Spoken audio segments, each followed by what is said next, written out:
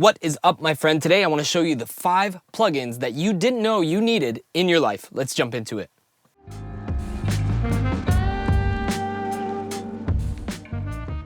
What is up? Jacob here with another video to help you record better, mix better, and work better. And today I have a video to bring you 5 plugins that you might not know about that you didn't know you needed in your life. Let's start with plugin number 1, which is Nicky Romero's Kickstart II. Now this plugin is essentially a sidechain plugin based on your tempo ruler, and you could set different times, you could set different sidechain envelopes. You can pretty much modify this whichever way you like. So let me show you kind of what it sounds like and what it looks like. First, let's find like a pad kind of instrument. I like to usually use these on pads or like synths or something to kind of create movement in a track with this kind of sidechain sound. First, let's listen to the pad without the plugin.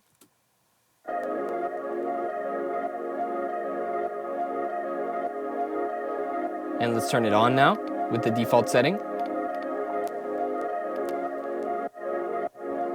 And you see it's kind of creating that sidechain that we all know and love to hear. And you could set it to 1/8 notes. Let me go back. 1/2 notes. 1/4 notes is always kind of the one you want to go for anyways. On the left here, there's also a mix knob.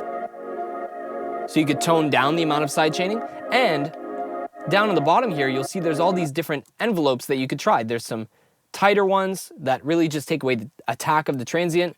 There's narrow ones. There's some weird ones like this. There's some weird sloped ones. I don't know. There's a ton of different ones to try. For the price of this plugin at only $16, definitely worth picking up. I like to use this on synths, like I said, to create movement in a track, sometimes even vocals, in a drop, on pretty much all my buses, all my instrument buses, to really create movement, you know, at like 25%. So really great plugin, go pick it up. The second plugin I want to talk about is Tonal Balance Control by Izotope. Now this is essentially a metering plugin that allows you to analyze the spectral balance of your mix versus a genre template, I guess you could say, or a guideline, a reference. And so this allows you to get kind of a big picture view of where you are frequency-wise in your mix when comparing to the reference that Izotope is giving you. Let me show you exactly what I'm talking about. On the master chain, you'll see I have tonal balance control here.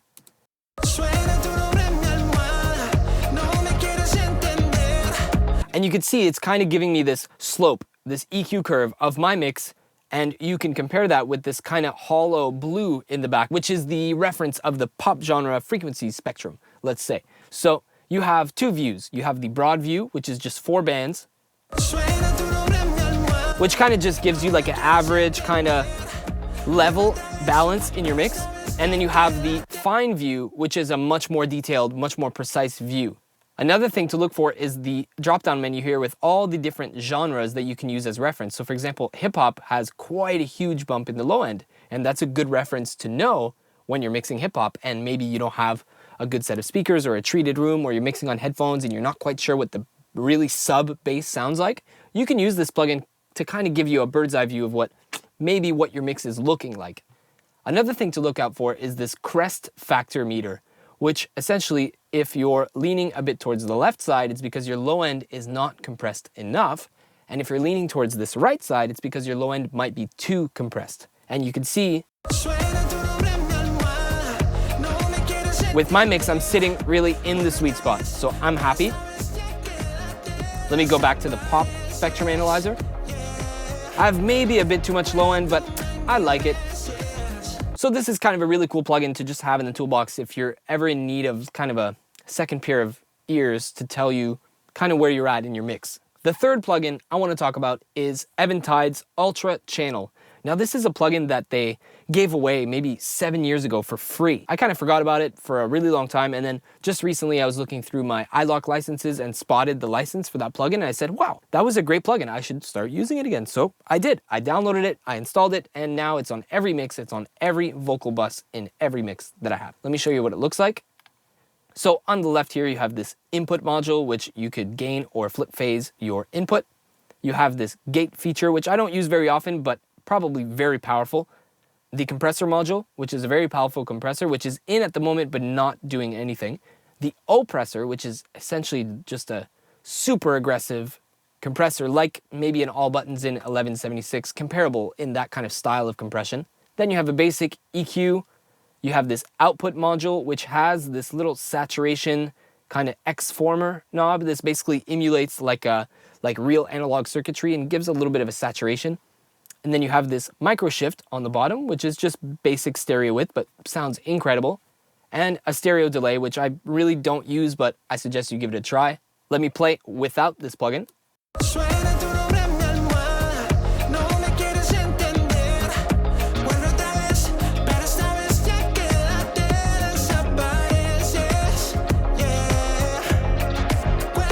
You see when I turn it on, all of a sudden my vocal has immense presence, a good kind of fat low end that just kind of stays constant all the time. Plus the oppressor is really keeping it steady, but having it really poke out on top of the mix. And with these kind of saturation buttons like this, you're getting a little bit of a top end boost in the harmonics, which is really cool. Let me kind of go through these and show you what they're all doing. So here's the oppressor.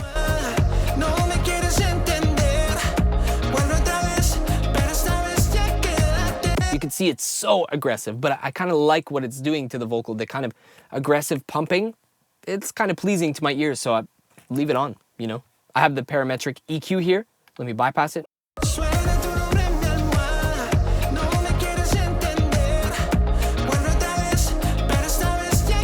See, everything's just clear, everything's fat because of this little boost. I think I have a boost at like, what, 130? Yeah, 130, and then a boost around 8K. Very wide band just to kind of grab that whole top end and scoop it up a little bit. Let's hear what this X-former button does. Ooh. Wow, okay, yeah, heavy saturation in the top end, but so nice. And then this little micro shift, let me exaggerate it because it's so subtle what I'm doing. I'm not sure we're gonna really hear a huge difference, but when you listen in solo, you do hear it.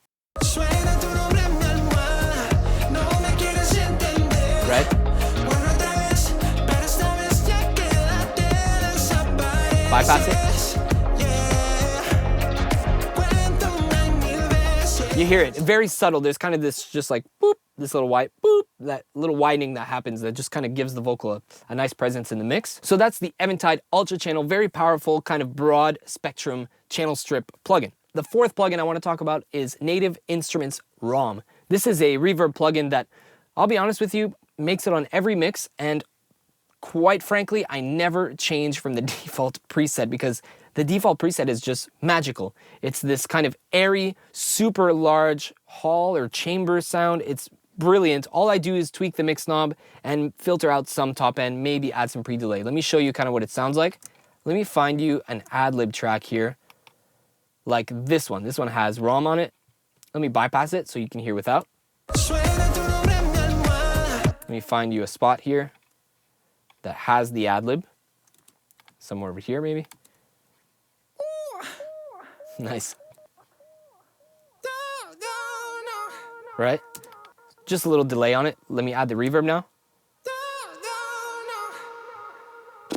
Sick, right? Let me exaggerate it a bit. Let me put it to like let me go back to the default. Come on. Nice. I usually just dial the mix knob. I add a little bit of pre-delay. I find it's a little bright, so I cut it down to like maybe 5K or something. That's it. I think I've messed around with other presets. There are some really cool ones. There's some really funky ones. If you go in the factory presets in the creative section, there's some really trippy reverbs that can be really cool. But every time I throw this up, I leave it as is and I just kind of dial it back a little bit, and it's exactly what I want to hear. So that's Native Instruments ROM. Not sure what it's going for on the market, but worth picking up. I had picked this up for free when they had the original launch. I believe it was 1 or 2 years ago. Fantastic plugin, go check it out. The very last plugin I want to talk about is Golfos EQ. Now, Golfos comes in 2 different modules. There's Golfos EQ, well actually 3 modules. Golfos EQ, Golfos Live, which I've never touched, and Golfos Master. So I use a blend of the Master on the mix bus, and I use the individual Golfos EQ on usually vocals or maybe like guitar, things that have a lot of resonant frequencies that maybe need some help. I use it a lot on those kind of things. Let me show you what I'm talking about here with Golfos. If I go to my vocal bus, so this is the So this is the stock Golfos module. It's not the master module. The master module is a little bit lighter. This is very heavy-handed. If you go to 10%, it's doing way too much, so I like to keep it below 10. And basically, you have this recover slider that takes things that are kind of dipped in your frequency spectrum and accents them a little bit. It's kind of like what Soothe does, but it does expansion and compression. So you have recover that boosts, and you have tame that cuts. So any resonances or just dips in frequency response, it compensates for those things. Then you have the bias knob, which you can adjust to essentially balance out how much gain you're adding with the boosting and balance it out with how much you're taking out with the tame, so that you have the same kind of output level with all the boosting and cutting that you're doing. Then there's the brighten slider, which I'll get into in the master plugin, because in the master plugin, it's very, very cool on the mix bus. And then this boost basically adds, it lets you do a tilt EQ where you could just kind of tilt more high end or tilt more low end. That's pretty much it. Let's hear what it's doing. So you see already at 20%, it's just blasting.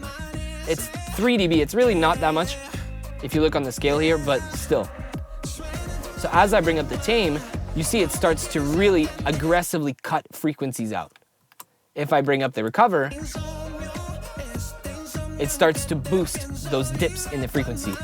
And let's say I find a nice balance here.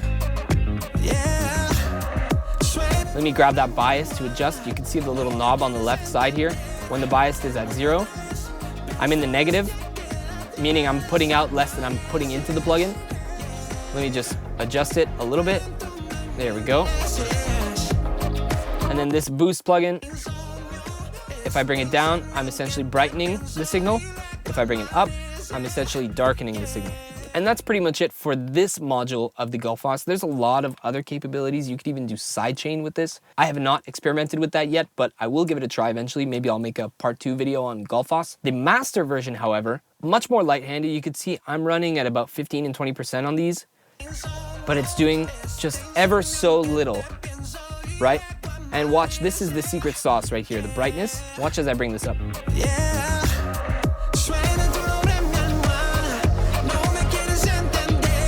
See, I put it to 100 and it's brighter, but still smooth. It's the same mix, just there's like a detail that kind of pops out. It's brilliant, brilliant, brilliant. And you see the boost when I bring it up. Makes my mix just kind of darker. And I bring it down, it brings my mix up brighter. So the other thing that's really cool with Golfos is you have these filters. So you could filter out certain frequency ranges so it does not affect those things. I like to cut the lows because I don't want it to affect my low end. And I cut a little bit of highs because it can sometimes do some funky stuff in the like 16, 17, 18K, which not necessary for me. So that's it for Golfos. Basically dynamic EQ that expands and compresses all at the same time. Brilliant plugin. That brightness knob is really the secret sauce on the mix bus. I suggest you check it out. And that is it for today's video. I just wanted to give you my 5 plugins that I think you might not have known about that could change your mixing life forever. And that's it for today's video. Just wanted to thank you so much for watching. And before you go, I want to tell you about something very special. If you did not pick it up already, I wrote up a free ebook on being a recording studio ninja. In this ebook, I talk about the 5 main principles that I use on a day-to-day basis to keep my clients happy, keep them coming back, and even bring new clients through the door. Again, it's absolutely free. I want you to go pick it up. It's at www.mixwithjacob.com/ninja. Once again, thank you so much for watching. Don't forget to like the video, subscribe to the channel, and also, before you leave me a comment down below and let me know which plugin do you think is missing from this list of 5 plugins. Which plug is your secret sauce that maybe nobody knows about? Let us know in the comments. I look forward to seeing you next time. Peace.